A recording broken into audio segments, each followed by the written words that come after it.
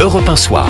19h, 21h, Pierre de Villeneuve. 19h18, vous êtes dans Europe 1 Soir, très en forme les chroniqueurs du soir. Bonsoir Catherine Ney. Bonsoir Pierre. Éditorialiste politique, grande voix d'Europe 1. Bonsoir Olivier d'Artigol. Bonsoir Pierre. Et notre premier invité est député EPR du Gers, président de la commission de surveillance de la Caisse des dépôts. Bonsoir Jean-René Cazeneuve. Bonsoir. Merci d'être avec nous. Donc c'est pour demain, le grand jour. Est-ce que vous vous y préparez?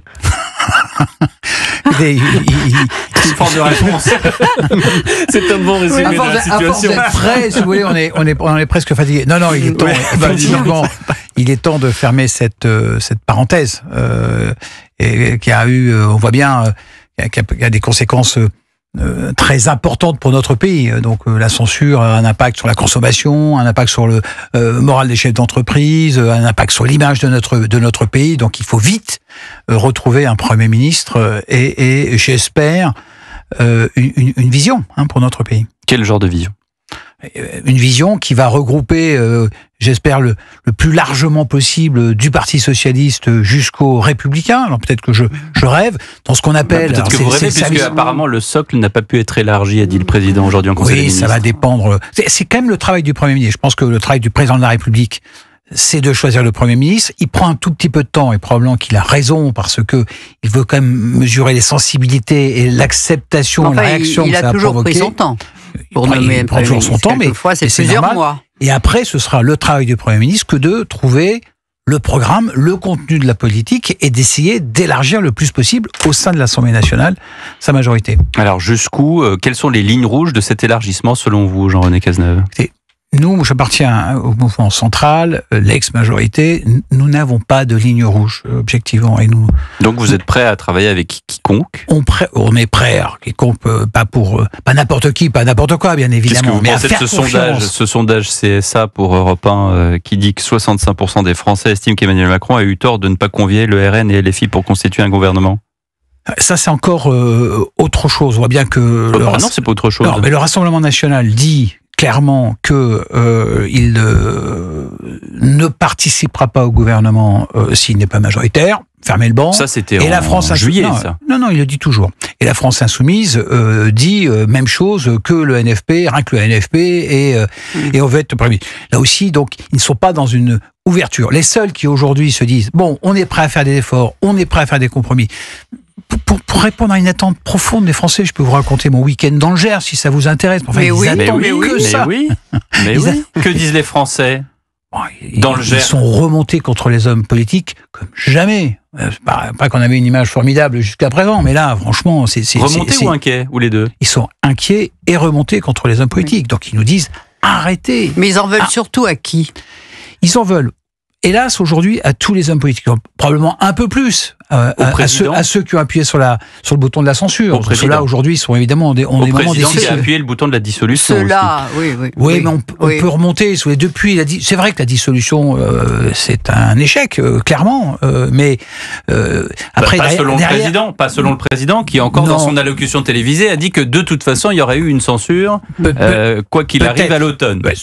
La censure provoquait les mêmes effets. Mais derrière la dissolution, il y a un vote des Français. La réalité, c'est que notre pays, aujourd'hui, est divisé et fracturé. Il faut le reconnaître. Vous avez dit, monsieur le député, Olivier d'Artigol, il est temps de refermer cette parenthèse.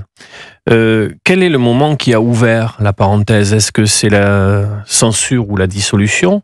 Et pour bien la refermer, est-ce qu'il n'y a pas d'autre moment qu'une présidentielle dans un calendrier anticipé ou dans le calendrier normal? Et pour répondre directement à votre question, si vous voulez, une dissolution a provoqué donc la déflagration qu'on connaît.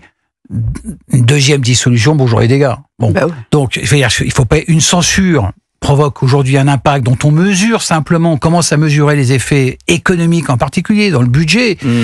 Une censure, c'est franchement pas terrible et c'est même deux censures, bonjour les dégâts. Donc si vous voulez, vous me permettez cette expression. Deux censures et deux dissolutions, c'est pas pareil. Non, bien sûr, là, ça n'est pas pareil. S'il y a une deuxième dissolution, si je puis me permettre, ça met fin peut-être à ces fameux 3 couloirs de nage qui sont identiques et dans lesquels on peut obtenir aucune majorité. C'est-à-dire qu'on connaissait l'angle mort de la Ve République qui fonctionne mal quand il n'y a pas de majorité absolue, mais quand il y a 3 blocs identiques et quand il n'y a pas de majorité du tout, alors là c'est le chaos et c'est ce qu'on voit depuis depuis juillet. La difficulté dans votre question, c'est que vous avez mis un peut-être. Et donc, si vous voulez, si on repart... Ah bah oui, mais enfin, si on n'essaye rien, monsieur Cazeneuve... Non, mais je crois que... Écoutez, on a essayé la censure, on a essayé la dissolution... Ça veut dire qu'on n'essaye plus rien. Non, mais je veux dire, il faut maintenant essayer d'apaiser. Il faut essayer d'apporter un peu de sérénité. C'est parce que les Français qui étaient dans le Gers veulent. C'est exactement ce qu'ils veulent aujourd'hui. C'est ce qu'ils sont stressés, mais bien sûr. Ils sont inquiets. Ils regrettent Michel Barnier. Pour leur boulot, ils sont inquiets pour... Mais ils regrettent la perte de stabilité, en tous les cas, depuis 2017. Et regarde, cette stabilité fiscale, stabilité politique, ça a du bon, la majorité. Hein, on y reviendra peut-être, mais une bonne majorité, ça a quand même du bon et ça fait ses preuves sur la 5e République. C'est quasiment anecdotique de regretter ce qu'on critiquait en 2017, 2018, 2019. De toute façon, ça n'est plus le sujet maintenant. Il faut regarder en face. Je crois que les Français, ils veulent absolument qu'on sorte de cette crise. Ils sont inquiets pour leur job.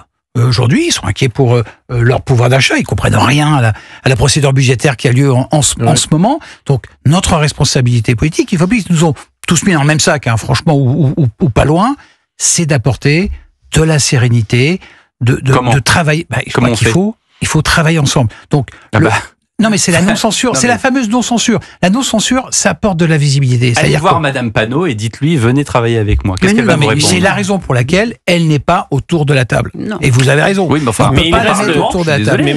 Oui, mais quand quand Mélenchon, qui donne des ordres, dit Barnier s'en va, Macron s'en va, et il y a des élections. Voilà, c'est son projet. C'est pas de faire.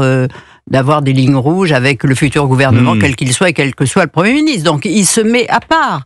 Et d'ailleurs, c'est parce qu'il se met à part et veut booster les échéances, c'est-à-dire faire partir le président, que les socialistes se rendent compte que si les échéances viennent plus tôt, ils sont perdus.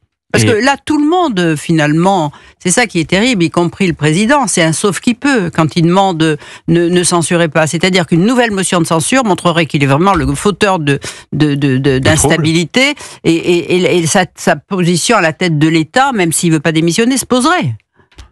Écoutez, ce serait une instabilité institutionnelle supplémentaire. Oui. Donc, si on veut en rajouter dans la confusion et dans la destruction de nos institutions, c'est ce qu'il faut prôner. Je ne crois pas, je crois qu'au contraire, il est élu pour 5 ans, il faut absolument qu'il aille à la fin de son mandat. Si on se met à penser qu'un président de la République doit démissionner à chaque fois qu'il perd une élection, à chaque fois que les sondages sont pas bons, voilà, on va avoir des mandats de 2 ans. Bon. Non, mais c'est la catastrophe. Merci beaucoup Jean-René Cazeneuve d'avoir été l'invité d'Europe 1 Soir, député EPR du Gers, 19h26. Et nous on continue avec Olivier et Catherine de passer en revue cette actualité assez monothématique, il faut le dire. À tout de suite.